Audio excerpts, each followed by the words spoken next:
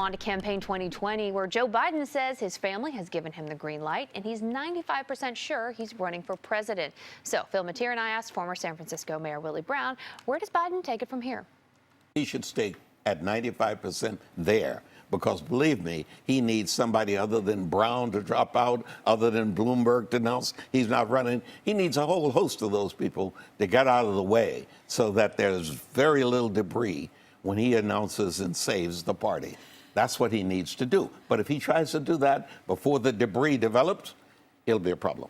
Well, and one of the things you have to think about, too, is, there's huge teams of people who run these presidential campaigns, and making sure you get a good team, a good expert, a good group to help do your ground game, et cetera, is really important. And so the longer he stays out, the harder it is for those people who are waiting. Maybe I'll go with Biden, but maybe I'll have to go join, Klobuchar's campaign. For those folks, it becomes a problem and becomes harder and harder once he jumps in to get that great A team of people. If he stands back and he's waiting, what is he waiting for? These candidates to take each other out? Because right now, if he jumps in, he would be the one everybody would go after. They'd be digging up everything from what he said in junior high school, his flubs as a senator, his plagiarism. Absolutely. Everything's going to be rolling in. He's going to look like a relative of Clarence Thomas if he comes in too early.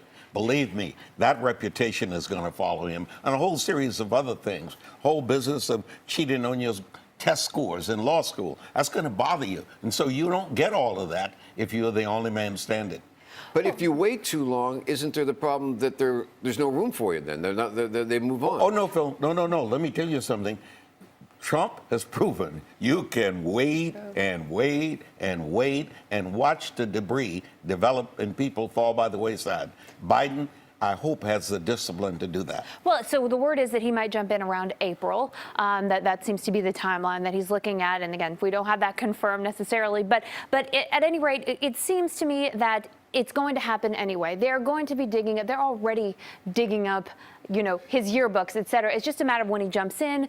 You're going to get hit with it, whether you jump in today or April. Mayor Brown, your eyes and ears are all over the state and the country. If he jumps in, what are his odds? He can get the nomination, literally, on the Democratic side of the aisle. He just has to be very careful on who his number two will be. And what you may be seeing is a derby to see who gets the number two spot. And more on Campaign 2020. It's an interesting race. Who's in, but also who's not. For the first time in over 25 years, there's not a Clinton in the public eye during the race. So Phil Matier and I asked former San Francisco Mayor Willie Brown, what effect does that have on the party?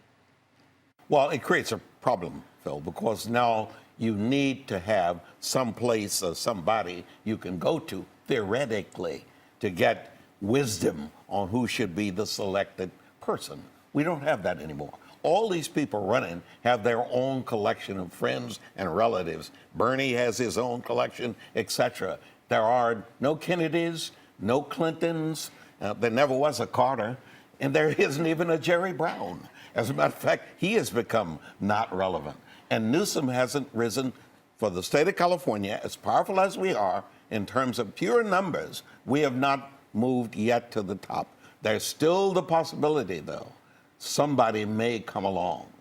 Well, one of the arguments for having people who have lengthy legislative experience or experience in Washington, D.C. is that they've collected debts and favors, and they can trade things and they can maneuver. And so one of the issues with this younger sort of group coming in, this brand new group coming in, sans a Clinton or sans a Kennedy, is that they don't have as much to trade and negotiate as somebody who had been there for longer, like an LBJ, for example.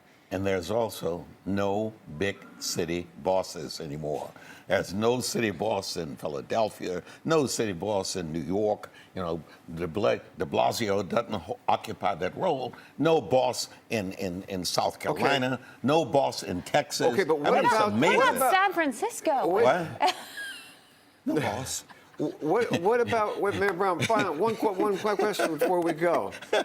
One question before we go. Okay. What about President Obama? Why does he come in? No, not at all. As a matter of fact, President Obama was never a party guy. If you recall, he ran against the party in Chicago. He was beaten in the primary Right. for Congress. So he's never been a party No, guy. he's never been a party guy. He's always been the beneficiary of a revolt. And he was standing in the right place at the right time.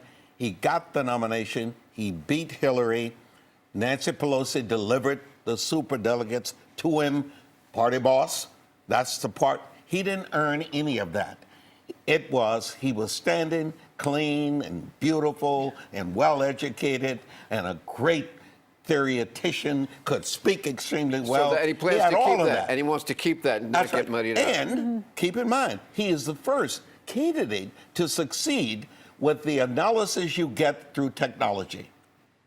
So is the trick for the Democrats to find a candidate who they will fall in love with in the way that Trump's base has fallen in love with him, or is it someone that appeals to those folks in the middle and can shave some of his support off? Well, some of those folks in the middle can fall in love too. I mean, I think there's a number of folks who even voted for Trump who also voted for Barack Obama. So he really was able to galvanize so many Which voters. is the oddest voting bloc ever. It was very strange. And people have been trying to replicate that since then. No one's really been able to do it. But if Obama could do it, then conceivably someone else could do it. And remember, in between the Kennedy machine and the Clinton machine, we ended up with Dukakis and Mondale on the Democrat side. So, I mean, not a great track record when there's not somebody in charge sort of making things happen.